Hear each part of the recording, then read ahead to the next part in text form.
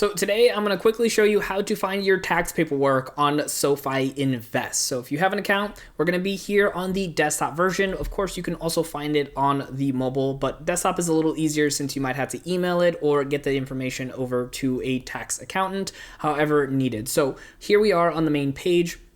And what we're going to do is currently have it tabbed over to invest, of course. And we're going to click on the account that we have. If you got multiple, you got to do this multiple times. So we click on our individual account, as you can see here. And then from here, we're going to go ahead and click on the more option over here on the right-hand side. So if we click on more, we're going to see a couple different options over here on now the left-hand side.